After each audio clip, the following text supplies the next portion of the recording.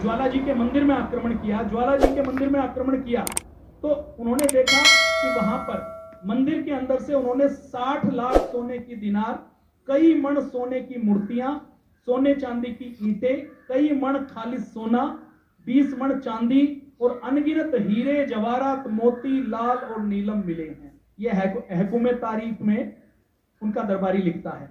मोहम्मद गजनबी उसके बाद मथुरा चढ़ा, मथुरा पहुंचा तो मथुरा में भी उसको 10 टन चांदी मिली, जिसको वो ऊंटों के ऊपर, खच्चरों के ऊपर लाद कर लेकर गया। मथुरा के बारे में कहा जाता है कि वो जब मथुरा से निकला तो मथुरा में निकलते हुए उसके पास 100 ऊंटों के बराबर सोना चांदी हीरे जवाहरात थे। अब ये मोहम्मद गजनी जब हर बार लूट कर जाता था अपने देश में, तो एक पुस्तक है इलियट एंड डाउन्स की, वो लिखते हैं कि वो जो प्रदर्शनी लगाता था तो लूट की गजनी में नागरिकों के सामने जो प्रदर्शनी लगाता था तो गजनी के नागरिक और उस समय दूसरे देश के जो राजदूत या दूसरे देश के लोग उस गजनी में होते थे तो उनकी आंखें खुली की खुली रह जाती थी कि भारत के अंदर या इस दुनिया में किसी भी देश के अंदर इतना सोना चांदी हीरे जवाहरात हो सकते हैं। मैंने 2 प्रमाण आपके सामने दिए हैं। यदि पद्मनाभन मंदिर और जहाज की बात किए बिना ये बात इस मंच से होती तो शायद आप यकीन नहीं करते, लेकिन वो 2 प्रमाण आप आज आंखों के सामने रखेंगे तो आपको लगेगा कि ये जो लिखा है ये 100% सत्य है। सोमनाथ के मंदिर के ऊपर आक्रमण किया और एक बार नहीं किया, बार बार किया। इसका मतलब क्या है कि एक बार मंदिर को खाली कर दिया, एक बार लूट कर ले गए, 1-2 साल 3 साल बाद दोबारा आते हैं तो दोबारा उतनी धन संपत्ति आ जाती है। तो सोमनाथ के मंदिर की मूर्ति को ना तोड़ने के लिए उनको स्थानीय निवासियों ने कहा कि आपको 3 करोड़ रुपए हम दे देंगे। तो किसी ने उसको बताया कि 3 करोड़ रुपए तो कम है, इस मंदिर में तो आपको ज्यादा संपत्ति मिलेगी।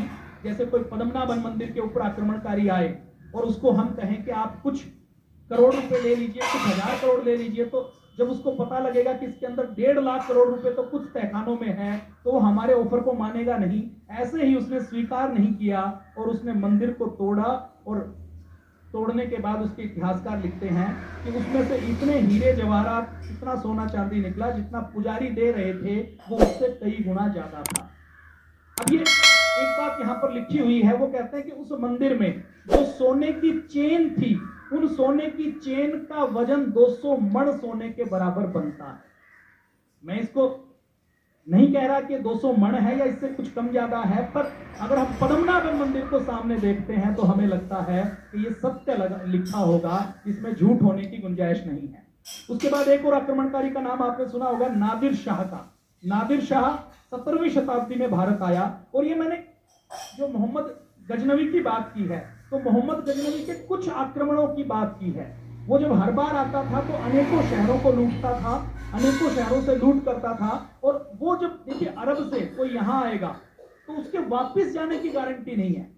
उसके साथ में जो लोग हमलावर आते थे उनको भी ये पता था कि वो जब घर से आते थे तो सिर के ऊपर कफन बांध कर आते थे, अपने घर वालों से कहकर आते थे कि कोई गारंटी नहीं है कि हम दोबारा वापस आएंगे कि नहीं आएंगे। तो आप कल्पना कीजिए कि ऐसी कितनी समृद्धि होगी कि लोग सिर पर कफन बांधने के लिए भारत की ओर दौड़े चले आते। अब नादिर शाह की हम बात करें तो नादिर शाह ने दिल्ली के दरबार पर हमला किया। ईरानी था नादिर शाह ने 17वीं शताब्दी में हमला किया और जब दिल्ली के दरबार पर उसने हमला किया तो उसके दरबारी, जब उसका एक दरबारी है जो इतिहासकार भी है, मिर्जा मेहदी अख्तरवादी, वो जब दिल्ली के दरबार में वहां का खजाना देखता है तो उसकी आंखें खुली की खुली रह जाती है। वो लिखता है कि बेहद कम दिनों में ही शाही खजाने और कारखानों की जब्ती के लिए तैनात अधिकारियों ने अपना काम पूरा कर लिया।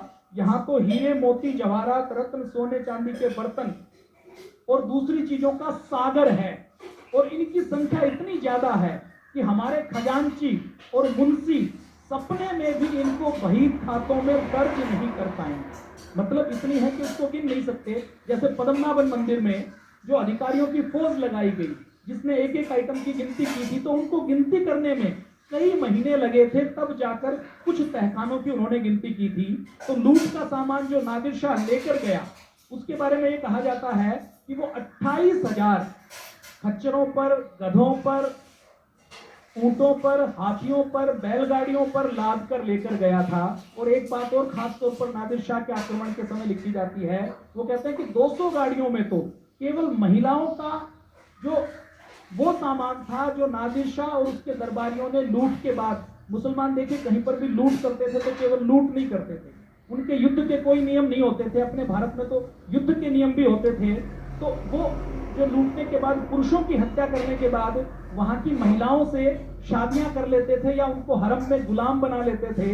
तो वो लिखते हैं कि 200 बैलगाड़ियों पर तो उन महिलाओं को जिनको हरम में रखा था उनका सामान था, और उनका सामान भी उनका कीमती सामान था, जो पहनने के गहने हैं, जो मूल्यवान वस्त्र हैं। वो नादिर शाह जब भारत में आया तो नादिर शाह ने एक और लूट की थी। कोहिनूर हीरे का नाम आप सब जानते हैं, सबको पता है।